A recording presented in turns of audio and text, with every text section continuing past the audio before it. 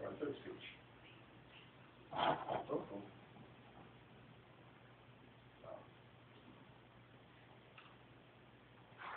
Kerry in Monterey, California is a poem, a stink, a grating noise, a quality of life, a tone, a habit, a nostalgia, a dream. So begins John Steinbeck's Cannery Road. Today, Kerry will read an excerpt from Cannery Road for project number 1 from the Interpretive Reading Advanced Manual. Among the residents of Cannery Row are the proprietor of Western Biological, Doc Ricketts, who collects and sells marine life and other animals to research facilities, and a little group of men referred to as Mac and the Boys.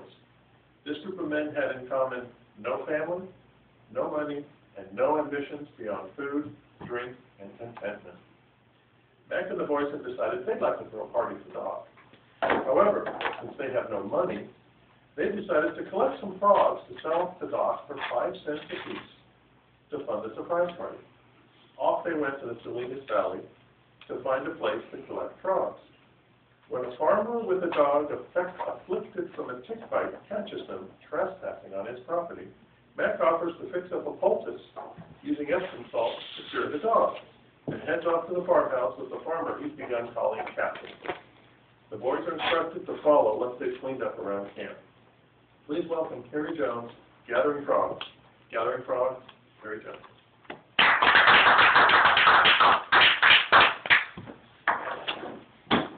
Thank you, fellow Toastmasters. As Jeff said, Mac has gone off to the farmhouse with the captain, and the boys are following. By the time the boys got up to the farmhouse, Mac was in the kitchen. The pointer bitch lay on her side, and Mac held a cloth saturated with Epsom salts against her tick bite. Among her legs, the big fat wiener pups nuzzled and bumped for milk, and the bitch looked patiently up into Mac's face, saying, "You see how it is? I try to tell him, but he doesn't understand." Now, the captain seemed to feel that they were doing him a favor. He didn't want them to leave.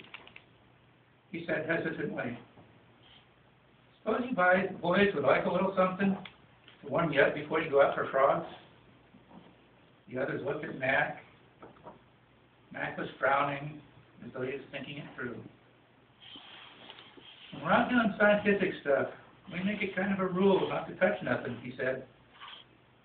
And then quickly, as though he might have gone too far, "But seeing as how you've been so nice to us, well, I wouldn't mind a short one myself. I don't know about the boys." The boys agreed that they wouldn't mind a short one either. The captain got a flashlight and went down in the cellar. They could hear him moving lumber and boxes about, and he came back upstairs with a 5-gallon Coke keg in his arms. He set it on the table. "During Prohibition, I got some whiskey and laid it away. I just got to thinking, I'd like to see how it is. It's pretty old now. I'd almost forgot it. You see, my wife..." He would have got that because it was apparent that they understood. The captain knocked out the oak plug from the end of the keg and got some glasses down from the cupboard. It had covered shelf that had scalloped-edged paperweight on it.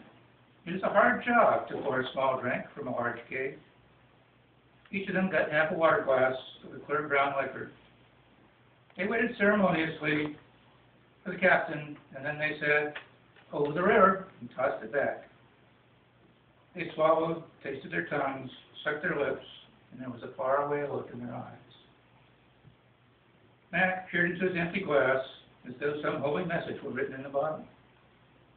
And then he raised his eyes. "You can't say nothing about that," he said. "They don't put that in bottles." He breathed in deeply and sucked his breath as it came out. "I don't think I ever tasted nothing as good as that," he said. The captain looked pleased. His glance wandered back to the keg. "It is good," he said. "You think we might have another little one?" Mac stared into his glass again. "Maybe a short one," he said. "Wouldn't it be easier to pour out some in a pitcher? You'll have to spill it that way." 2 hours later, they realized what they'd come for. The frog pool was square, 50 feet wide, 70 feet long and 4 feet deep. Lush, soft grass grew about its edge, and a little ditch brought the water from the river to it, and from it little ditches went out to the farm orchards. There were frogs there, all right, thousands of them. Their voices beat the night. They boomed and barked and croaked and rattled. They sang to the stars, to the waning moon, to the waving grasses. They bellowed love songs and challenges. The men crept through the darkness toward the pool. The captain carried a nearly filled pitcher of whiskey, and every man had his own glass. The captain had found them flashlights that worked. Huey and Jones carried gunny sacks. As they drew quietly near, the frogs heard them coming. The night had been roaring with frog song, and then suddenly it was silent. Mac and the boys and the captain sat down on the ground to have one last short one and to map their campaign. And the plan was bold. During the millennia that frogs and men have lived in the same world, it is probable that men have hunted frogs. And during that time, a pattern of hunt and parry has developed. The man with net or bow or lance or gun creeps noiselessly, as he thinks, toward the frog. The pattern requires that the frog sit very still, and wait. The rules of the game require the frog to wait until the final flicker of a second, when the net is descending, when the lance is in the air, when the finger squeezes the trigger. Then the frog jumps, hops into the water, swims to the bottom, and waits until the man goes away. That is the way it is done, the way it has always been done. Frogs have every right to expect it will always be done that way. Now and then, the net is too quick, the lance pierces, gun flips, and that frog is gone. But it is all fair and in the framework. Frogs don't mind that. But how could they have anticipated Mac's new method? How could they have foreseen the horror that followed? The sudden flashing of lights, the shouting and squealing of men, the rush of feet. Every frog leaped, flopped into the pool, and swam frantically to the bottom. Then into the pool plunged the line of men, stamping, churning, moving in a crazy line up the pool, flinging their feet about. Hysterically, the frogs, displaced from their placid spots, swam ahead of the crazy, thrashing feet, and the feet came on. Frogs are good swimmers, but they don't have much stamina. Down the pool they went until finally they were bunched and crowded against the end. And the feet and wildly plunging bodies followed them. A few frogs lost their heads and floundered among the feet and got through, and those were saved. But the majority decided to leave this pool forever, to find a new home in a new country where this kind of thing didn't happen. A wave of frantic, frustrated frogs, big ones, little ones, brown ones, green ones, men frogs and women frogs. A wave of them broke over the bank, crawled, leaped, and scrambled. They clambered up the grass, they clutched at each other, little ones rode on big ones.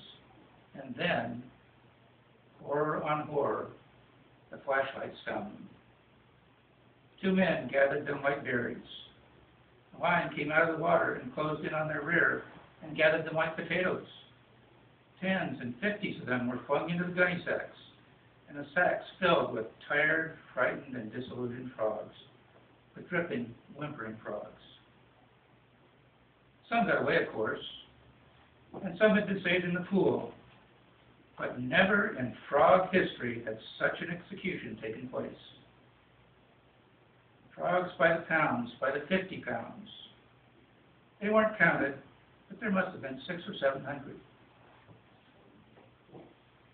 Then, halfway, Mac tied up the necks of the sacks. They were soaking, dripping wet, and the air was cool. They had a short one in the grass before they went back to the house so they wouldn't catch cold. It is doubtful whether the captain had ever had so much fun. He was indebted to Mac and the boys. Later, when the curtains caught fire and were put out with little towels, the captain told the boys not to mind it. He felt it was an honor to have them burn his home clear down if they wanted to. My wife is a wonderful woman, he said, with a kind of peroration. Most wonderful woman. Ought to have been a man, he said. If she was a man, I wouldn't have married her. He laughed a long time over that and repeated it 3 or 4 times and resolved to remember it so he could tell it to a lot of other people. He filled a jug with whiskey and gave it to Mac. He wanted to go live with them in the Palace Blockhouse. He decided that his wife would like Mac and the boys, if only she knew them. Finally, he went to sleep on the floor with his head among the puppies. Mac and the boys poured themselves a short one and regarded him seriously. Mac said, "He gave me that jug of whiskey, didn't he? You heard him." "Sure he did," said Eddie. I heard him." "And he gave me a pup?" "Sure, pick of the litter. We all heard him. Why?" "I never did roll a drunk, and I ain't going to start now," said Mac. "We got to get out of here. He's going to wake up feeling lousy, and it's going to be all our fault. I just don't want to be here."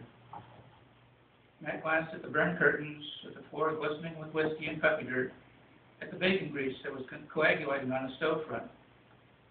He went to the pups, looked them over carefully, felt bone and frame, looked in eyes and regarded jaws, and he picked out a beautifully spotted bitch with a liver-colored nose and a fine dark yellow eye. "Come on, darling," he said. They blew out the lamp because of the danger of fire. It was just turning dawn when they left the house. "I don't think I ever had such a fine trip," said Mac.